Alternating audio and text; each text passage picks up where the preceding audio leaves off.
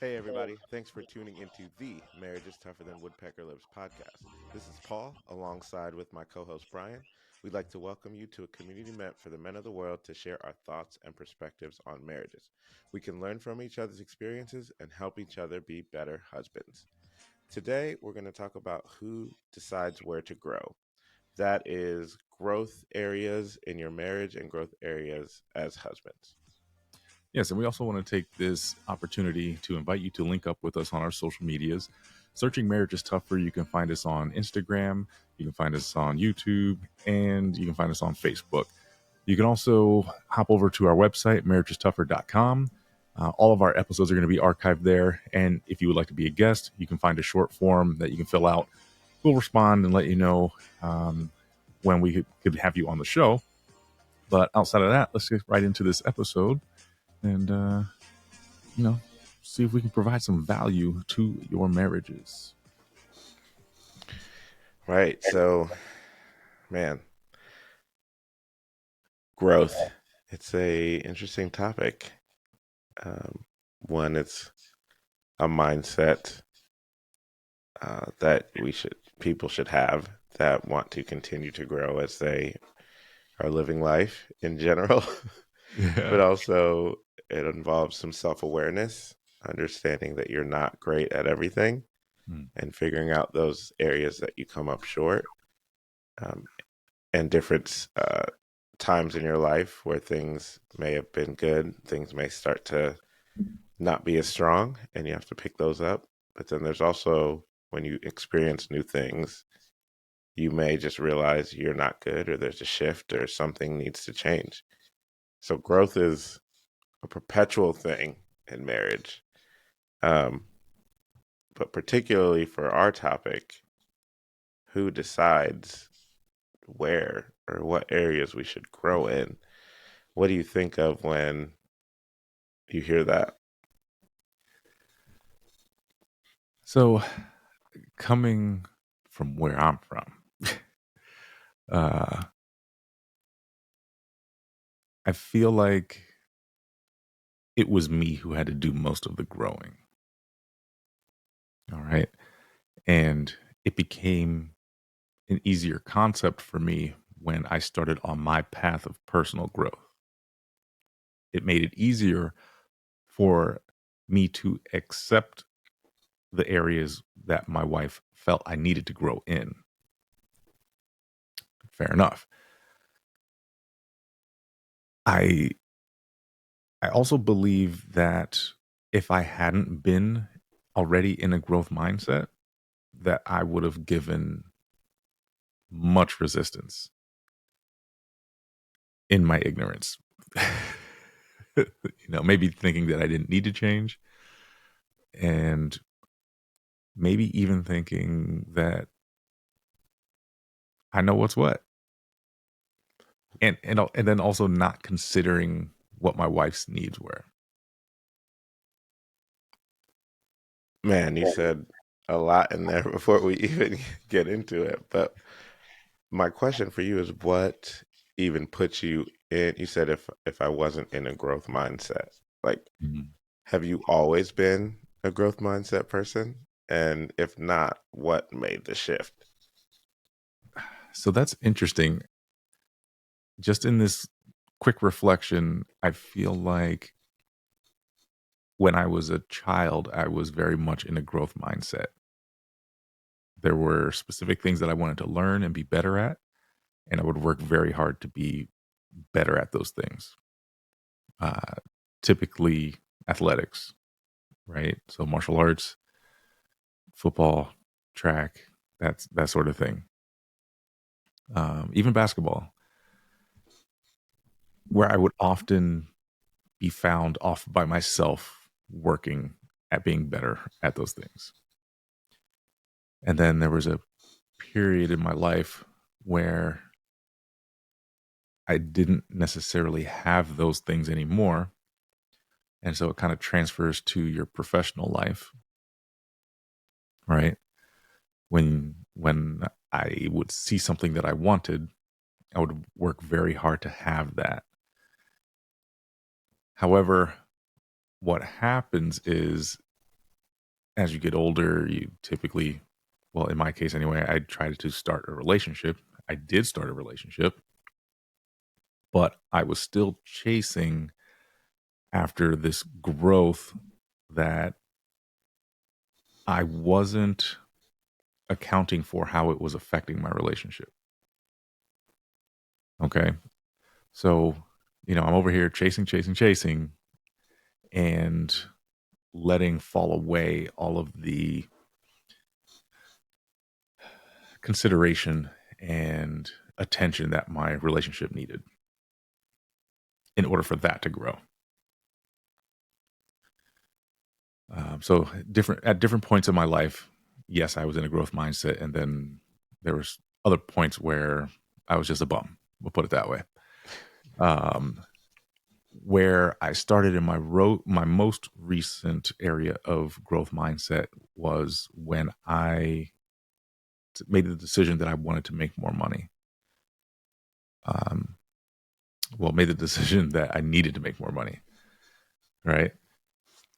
Once I did that, started a business, needed to learn how to operate said business. Uh, like most, you typically go down the rabbit hole of books and podcasts and videos. And I will admittedly say, even in that space, I was considering more my personal growth as a employee and business owner than I was my personal growth as, a man in a relationship and then eventually a husband. What I will say also is once I really got deep into the area of personal growth through reading some of these books, some of them leaked into relationship growth, right? And it made me more aware of what my wife needed.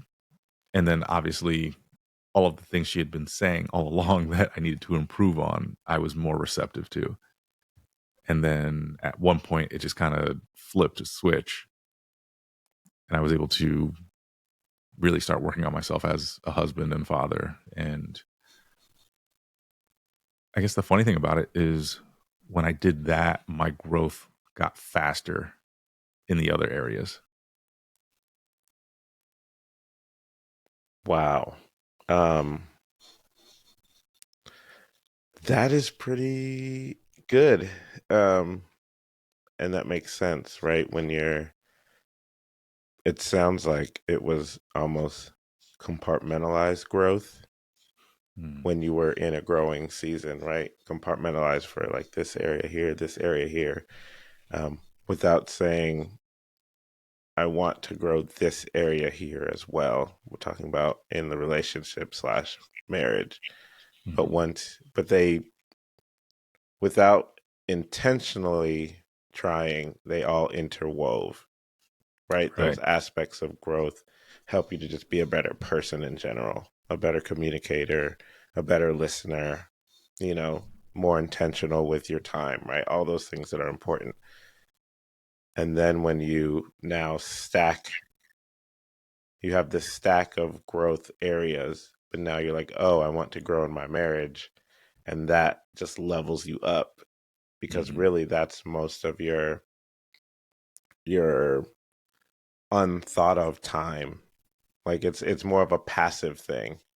So it's like passive income, right? It just keeps just blowing up and supporting. So and then you add that on top of all your other areas, then it's like, whoa, okay, like we're growing here. Yeah. We're growing here. Um, no, that's a good point, and I just wanted to have you share that based, someone who may not understand a growth mindset or like be like, that's not me.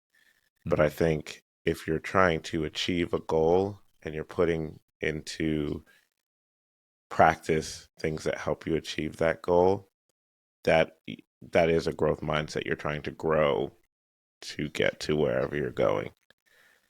So it could seem a little intimidating or kind of buzzwordy for the culture right now, but Right. it's really when you're trying to achieve something and you're going after it. Yeah. And what I learned is you need to be aware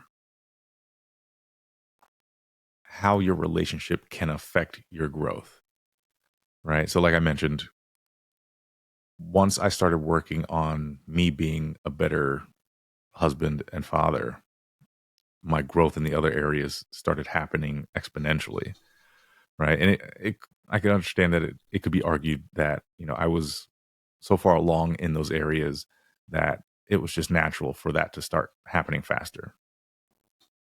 In reality, what I know is before I started working on this part of myself felt held back by this part Hmm. because I was lacking there, right? So I'm trying to grow here and I'm subpar in this area. And before I learned to take accountability in both areas, I started blaming this area for my lack of growth here, right? I started to plateau. And then when I started taking accountability and, you know, matching the growth in both areas, then it was just like, Hmm. right up the ladder. No, that's a good deal. I mean, I was thinking about kind of like finances within your marriage, and if that is an issue, it's kind of more like it's more of a symptom to a larger issue, right? Like Mm, it's either communication issue, a uh, planning issue, or a ability to work side by side kind of issue, right? Which is in essence communication. But once you tackle that as a couple, like everything else in your life just blows up. Um, if you've ever struggled in that area, you know what I'm talking about, and like gotten past it, you know what I'm talking about. If you haven't, God bless you. As far as like you've never had that issue or you're working through that issue, um, I just pray that God helps you get through that because it is tough. We're working through it, but yeah, that was just the another idea that came to mind to talk through that leveling up. Um, but yeah, growth mindset. All that to say, growth mindset's important, and being and wanting to grow is important. But to get to the topic that we're talking about is when we see. So our wives are the the wives are the mirror to our lives, right? mm, Um, but they are always seeing. You know, we look in the mirror for a particular thing to say, do I look okay? Is there anything off, right? But then we walk away from the mirror after we've addressed whatever and we think we're good. But through the day, if we don't have said mirror, we may miss something. Like if we get, food on our shirt or, you know, we're walking through and like a leaf falls down our shoulder, or like there's a spider crawling up our shoulder, right? Like we don't see that, but someone who's looking at you sees that. And our wives are always looking at us because they're a mirror of who we are. Um, so they reflect back who we are and they can see things we can't see. So our wives, all that to say, our wives are going to see areas that we need to grow in sometimes before we do. mm. Um, and they're going to point those things out. Yeah. So So, go ahead. yeah, I was just going to ask, do or should we always fall in line with an area of growth that our wife deems appropriate? I would say it's it's like, oh, do we automatically just jump in and say, yeah, let's do it, right? Right. Um, I think if you and your wife have that type of relationship where you know that she is thoughtful with her communication, she considers you and who you are and where you are before bringing up any area that you need to grow in, I think it's easier to just dive right in or it to be automatic. Like, oh, you think I should grow in this area? Tell me why. And then once the why makes sense, to me, it's more like a why not? Why would I not grow in that? Or why would Mm. I not try? Um, but if you don't have that relationship or faith or experience of that being your wife's motives, then that could be really hard and it could feel attacking or nitpicky, or you could just totally shut down when that conversation comes. Yeah, that's a good point. If you aren't ready to hear the news, you can feel like you're being torn down. And I think that largely happened to me. Before I was ready to really hear what my wife was saying and hear what her needs were and hear what her perception of what our family needed, I felt like, man, you really just think I'm terrible. Right? Like, and all she's trying to say is, hey, this would be a better way for us to go about our life, right? In order for me to feel loved, I could really use some help in this area. Or, you know, um, I would really appreciate you helping me to feel loved in this manner by doing, XYZ. And before I was ready to hear it, all I heard was, you have a shortcoming here in XYZ. And, that is triggering when I was in that space, right? It Hmm. it made me reactive because I felt that I was giving her love how I best knew how. And that's not to say that she wasn't receiving it at all, but it wasn't filling her bucket how she best needed it to be filled. And until I could make that a consideration for how I was living my life, I just felt attacked. Yeah, I mean it's seeing through the words. Like obviously if you hear those words from your wife saying, I really would feel more loved such and such, right? That Mhm. would be the ideal way to hear any, hey, you suck at this and you need to grow, right? Yeah, Um, that's never how it comes up. but so it's kind of reading through, like understanding that motivation. Like she would feel more loved or supported or secure, or whatever those things are, if you took care of this area, said husband. But it may come off like, man, you're always doing this. But the I think it's the approach is, I think you have to talk about the approach, right? Have that conversation with your wife and say, hey, if you see an area that you think I should work on, this is how I would best be able to receive it, right? Even that is a mature outlook on receiving feedback, because you don't want to feel attacked and you don't want to shut down, but sometimes things trigger you. For example, my wife wants me to be the healthiest that I can. I'm just turned 40. Um, she is big, and it is just a belief, that water is important to our lives. I suck at drinking water, period. Mhm. Um, and I've been growing in this area recently. I won't say I've been doing it for months and months, but probably for like the last month, I've been drinking more water overall, weekly intake. It might not be, every day I do 40 ounces or so, but try to get some in. So I've been working on that and changing my lifestyle of working out, getting back into more cardio type stuff just for heart health reasons. So the other day, I, being 40, I got out of the chair and my back hurt, right? It just hurt. Didn't do anything specific. I've been stretching, been working out, everything's good. Never did too much. That particular day, I didn't even lift or do anything. I just stretched and got up and went to work.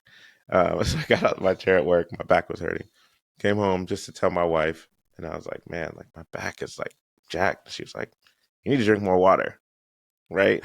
And I was like, "Why are you coming at me for my water intake?" Like in my brain, it's like I've been doing so well with my water intake. She might not even see it, um, and all that, but the overarching point she was making, and even though it came off harsh, it's like I know you don't drink enough water for you to not go through these phases of when your back hurts and when your muscles ache and all that. You need to drink more water. That makes you healthy. That makes you be able to show up for the family. Now, obviously, she did not say all those things. Right. She was just like, your water intake is terrible, basically. And I felt some type of way about it. But reflecting now, it's like there's this overarching area that she sees I need growth in. So she's going to constantly point it out when things suffer because I haven't championed that yet. Right. Does that make Right. sense? It makes all the sense, man. And you're taking me back to your analogy of the mirror.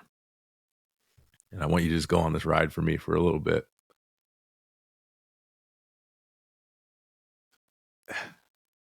This is this is good.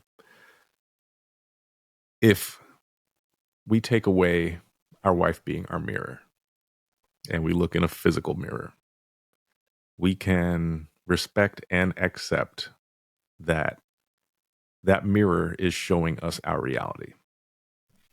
Okay?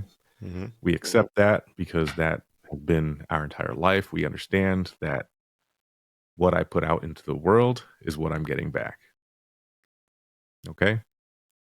Now, if we substitute that now for our wife, no longer a physical mirror, but our wife, as Paul stated, she is a reflection of us. And if you take the mindset that I get back what I put out into the world, when you see your wife either hurting or saying that there is something that she needs that she's not getting, that mirror is telling you what your reality is. That mirror is telling you your output is not great right now. Maybe it's not terrible, but you can improve. If we go back to the physical mirror, you're trying to tie your tie and it's a little off center, you retie it and you get it just right. Now you're feeling proper for whatever event you're going to. Try to carry that over to the mirror that your wife is. She wants you looking proper. She wants the family to be operating on all cylinders efficiently. Man, I mean, I don't know that I had ever really put that together in my head to think of my wife as my mirror. Right now, I'm in a space in my marriage where I can accept that, the feedback that I get from her and take it constructively, even when it doesn't sound, or doesn't come in the words that I think are appropriate. Like Paul said, once you build your relationship to that area, you can kind of read into the words and even learn to put your needs on the back burner and prioritize your wife. Right. So, with that mindset, hearing what she needs, trying to make her a priority, knowing that full well when you do that, your needs will be taken care of. That mirror analogy is ridiculous. Yeah, it's just one of those things that we are a shift that we have to have, kind of like you said, that shift of communication and understanding that most of the time it's the overarching theme of I want you to be better. And she may bring up things in a way that in a consistent manner, meaning it might feel like you're always bringing this up, wife, why are you always saying that? But it's because you need to grow in this area, and then she'll stop saying it. She'll move on to the next thing or won't say anything for a while. But being able to, just like you said earlier, Brian, being able to understand that I'm trying to grow and we're trying to grow. So we have to do this for each other, but I need to be able to receive what she's giving um, at all times, which is not easy by any Right. stretch of the imagination. Tone is always important. Your your other experience, like how you're experiencing the world. Like if you have a bad day and she brings up something for the seventh time, it might not feel that great. Um, but if you're slow to react, and I mean, I think even with this water analogy, I still was like, why are you coming for me right now? Like, what is happening? And she said, because you need to drink more water. Like, you need to drink more water, right? And that was just it. And then, it was over and there were no hard feelings in that way. But as I sat and was just like, I do need to drink more water. And that's probably what she's saying. Like in essence, we know, just like you're tying the tie analogy, right? You know when the tie is not right. Mm-hmm. The mirror is just letting you know, hey, that's not right. Yeah. Right? Because sometimes you can tie not even looking and you just know, man, it's off. So then you just look to see where exactly off it is or how off it is. Like, can I Right. get through this meeting with this like this or not? Um, and same analogy, like, I was like, no, just it's a little off. Try it again, right? And we have no ill feelings toward the mirror for reflecting back who we are. Right. Right. Now, I know we are up against this clock, but I need to ask, is there a shift that you've made that has produced that break of your wife getting on your case about something, right? Because you mentioned, you work on something and then maybe there's a time where she no longer brings things up, or that goes away for a while. Like, is there a shift that you've made that has made a noticeable shift in your wife where you're like, oh, like I'm doing good, or like some sort of feedback that you've gotten?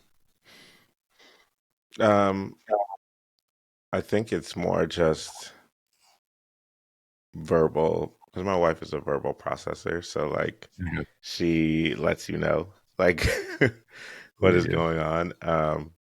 And I think sharing, I think a way to get there, because she'll let you know, or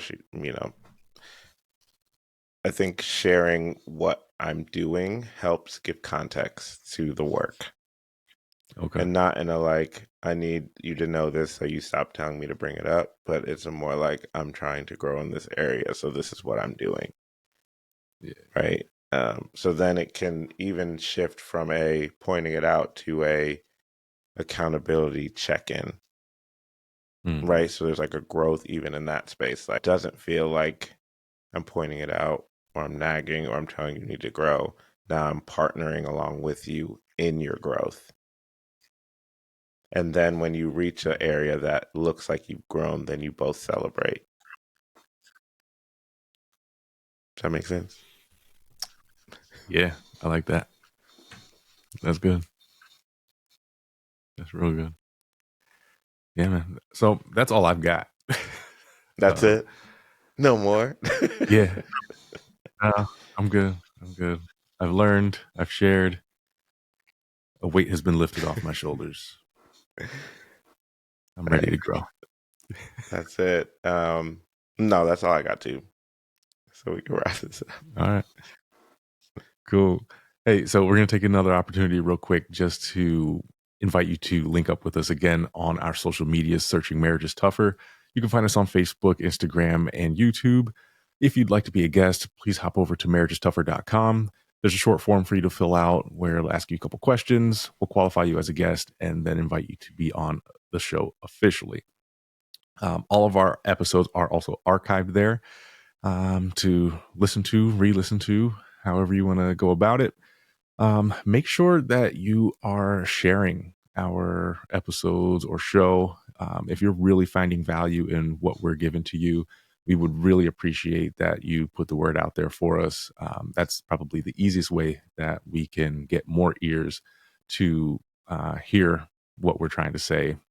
We believe that is helpful. So if you believe that as well, please help us spread that word. Yeah, so that's about it. We thank you for listening, and we will talk to you next See time. ya.